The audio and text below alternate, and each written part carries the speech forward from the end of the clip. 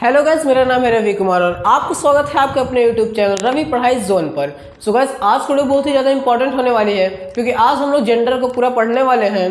तो अगर आपको जेंडर में कोई भी समस्या होगी तो इस वीडियो को देखने के बाद पूरा क्लियर हो जाएगा। तो चलिए बिना देर के फटाफट से इस वीडियो को स्टार्ट करते हैं। सो गाइस, जेंडर को हिंदी में बोला जाता है लिंग। तो जेंडर क्या होता है? तो जेंडर हमें बस इतना बताता है कि कोई भी चीज स्त्री है या फिर पुरुष है। तो इसका डिफिनेशन क्या बन जाएगा? Gender tells us if a noun is male और फीमेल। मतलब जेंडर हमें बताता है कि कोई भी नाउन मेल है या फिर फीमेल है, बस यही बताता है। तो यहाँ पे जेंडर के कुल 4 पार्ट्स होते हैं। There are 4 kinds of gender. तो फर्स्ट होता है मैस्कुलिन जेंडर यानी पुल्लिंग, सेकंड होता है फेमिनिन जेंडर स्त्रीलिंग, थर्ड होता है कॉमन जेंडर यानी उभयलिंग और फोर्थ होता है न्यूट्रल जेंडर यानी नपुंसक लिंग। तो चारों के बारे में चलिए जल्दी से देख लेते हैं। तो मैस्कुलिन जेंडर होता है जब किसी भी शब्द से हमें पुरुष के बारे में पता चलता है तो वो होता है मैस्कुलिन जेंडर। मैस्कुलिन जेंडर हमें किसी भी चीज के पुरुष होने को दिखाता है। तो मैस्कुलिन जेंडर में एग्जांपल कैसे हो सकते हैं जिससे भी पुरुष का पता चले? जैसे बॉय, बॉय मीन्स लड़का, लड़का एक पुरुष होता है तो वो मैस्कुलिन जेंडर हो जाएगा।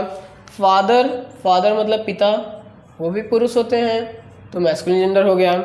और जैसे सन, सन मीन्स बेटा, ये भी पुरुष हो जाएगा यानी मैस्कुलिन जेंडर हो जाएगा। जिस शब्द से किसी पुरुष का पता चलेगा वो आपका मैस्कुलिन जेंडर बन जाएगा। तो यहाँ पे ग्रैंडफादर भी आ सकता है, साथ ही साथ अंकल आ सकते हैं। और क्या आ सकता है? यहाँ पे किंग आ सकता है और ऐसे ही बहुत सारे चीज़ आ सकते हैं। जिससे भी किसी पुरुष का पता चलेगा वो आपका हो जाएगा मैस्कुलिन जेंडर। इसका डिफिनेशन क्या बन जाएगा? A gender that denotes a male is called masculine gender. मतलब ऐसा जेंडर जो एक मेल को डिनोट करता है वो मैस्कुलिन जेंडर बन जाएगा। A gender that denotes a male is called masculine gender. तो इसका एग्जांपल भी हो गया boy, father, son, uncle, king etc, बहुत सारे और भी आ जाएंगे। तो अब सेकंड वाला देखिए फेमिनिन जेंडर। फेमिनिन जेंडर क्या होता है? जिस शब्द से किसी फीमेल के बारे में पता चले।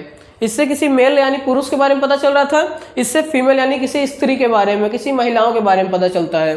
तो जिस शब्द से किसी महिला के बारे में पता चले वो हो जाएगा आपका फेमिनिन जेंडर। तो इसके एग्जांपल में कैसे हो सकते हैं?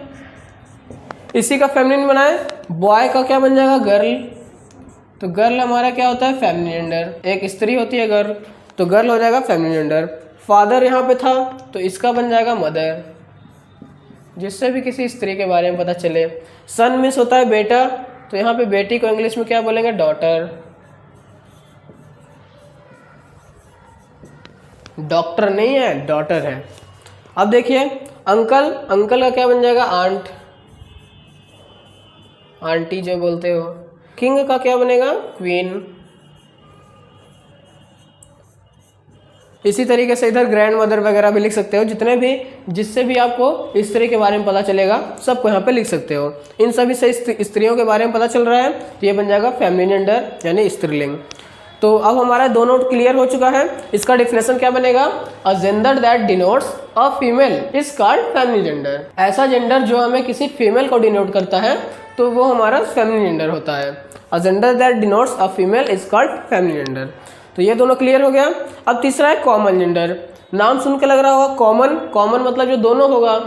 तो जिस भी शब्द से हमें पुरुष या फिर स्त्री दोनों का पता चलता है वो होता है हमारा कॉमन जेंडर। अब इसको कुछ लोग गलत एग्जाम्पल समझ लेते हैं, लेकिन यहाँ पे देखिए क्या क्या आता है। कॉमन जेंडर में अक्सर किसी पद के बारे में आता है, जैसे हो गया डॉक्टर। डॉक्टर क्या है? डॉक्टर कोई महिला भी हो सकती है या फिर डॉक्टर कोई पुरुष भी हो सकता है। तो जब दोनों हो सकते हैं तो डॉक्टर हमारा हो जाएगा कॉमन जेंडर। टीचर क्या होगा? टीचर भी दोनों हो सकता है, महिला भी पुरुष भी। स्टूडेंट क्या होगा? ये तो अब देखिए यहाँ पे स्टूडेंट हो गया, तो स्टूडेंट भी हमारा स्त्री पुरुष कुछ भी हो सकता है, तो इसीलिए हमारा ये भी कॉमन जेंडर हो जाएगा। और हम लोग ले लेते हैं एक एग्जांपल। तो जैसे एक एग्जांपल है पुलिस। अब पुलिस क्या होगा? पुलिस या तो स्त्री या तो पुरुष दोनों होते हैं। लेडीज पुलिस भी होते हैं, जेंट्स पुलिस भी होते हैं। तो पुलिस अगर बोलेंगे हम लोग तो उसमें ये कन्फ्यूज़न तो बना रहेगा कि ये स्त्री वाला है कि पुरुष वाला है। तो जब दोनों लोग होते हैं तो हमारा कॉमन जेंडर बनता है। जिस भी शब्द से स्त्री या पुरुष दोनों का पता चलता है वो हो जाएगा कॉमन जेंडर। इसका डिफिनेशन क्या बनेगा? A gender that denotes both male और female is called common gender. ऐसा जेंडर जिससे हमें मेल या फीमेल दोनों का पता चलता है वो होता है हमारा कॉमन जेंडर। तो ये भी हमारा हो गया। अब लास्ट बचा है न्यूट्रल जेंडर। तो न्यूट्रल जेंडर में क्या क्या एग्जाम्पल होते हैं? अक्सर यहाँ पे लोग बोल देते हैं कि जो भी चीज़ नॉन लिविंग थिंग है वो न्यूट्रल जेंडर होता है, बट यहाँ पे एक थोड़ी सी दिक्कत होती है जो कि अभी मैं आपको थोड़ा देर में बताने वाला हूँ क्या दिक्कत है। देखिए, न्यूट्रल जेंडर में मोस्ट ऑफ द एग्जांपल्स तो नॉन लिविंग थिंग ही होती है, तो छोटे बच्चों के लिए तो ये चल जाता है, बट आगे जाके एक समस्या हो सकती है। असली में इसका क्या डिफिनेशन होता है? न्यूट्रल जेंडर जो होता है ऐसा शब्द जिससे हमें न तो स्त्री और न तो पुरुष का पता चलता है, वो होता है हमारा न्यूट्रल जेंडर।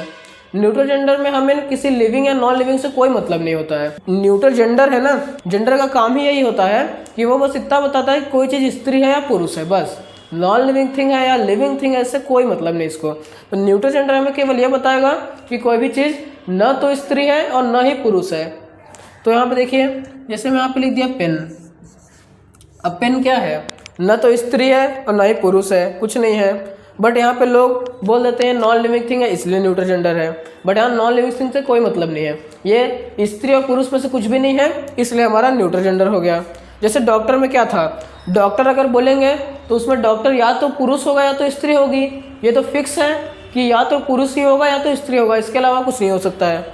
तो यहाँ पे ये जब दोनों का पता चलता है तो ये हमारा कॉमन जेंडर था, बट इसमें तो हमारा पता है कि ये ना ही स्त्री हो सकता है ना ही पुरुष होता है, ना ही स्त्री हो सकता है ना ही पुरुष हो सकता है, कुछ नहीं हो सकता। तो इस वजह से ये न्यूट्रल जेंडर है।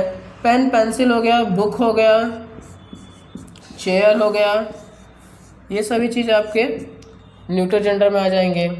चेयर हो गया, वाटर हो गया, ये सब हमारा न्यूट्रल जेंडर आएगी। नॉन लिविंग थिंग की वजह से नहीं आएगी, मैं बार बार बोल रहा हूँ, नॉन लिविंग थिंग की वजह से नहीं आएगी। ये इसलिए आएगी क्योंकि ये न तो स्त्री न तो पुरुष है। अब देखो, जो लोग बोलते हैं कि नॉन लिविंग थिंग बताता है न्यूट्रल जेंडर, तो यहाँ पे अगर एक एग्जांपल में लिख दिया प्लांट, अब तो वो बोलने लगेंगे कि ये प्लांट यहाँ पे नहीं आना चाहिए, उनके हिसाब से यहाँ पे नॉन लिविंग थिंग होना चाहिए। अब हम जानते हैं प्लांट में तो जान होती है, लिविंग थिंग है प्लांट, तो इस वजह से बोला जाता है कि neutral gender non living thing के बारे में कोई चर्चा ही नहीं करता। न्यूट्रल जेंडर बताता है कि न तो स्त्री न तो पुरुष। प्लांट हमारा क्या स्त्री हो सकता है क्या? नहीं हो सकता, न ही पुरुष हो सकता है, कुछ भी नहीं हो सकता। इस वजह से यहाँ पे प्लांट को न्यूट्रल जेंडर में रखा जाता है।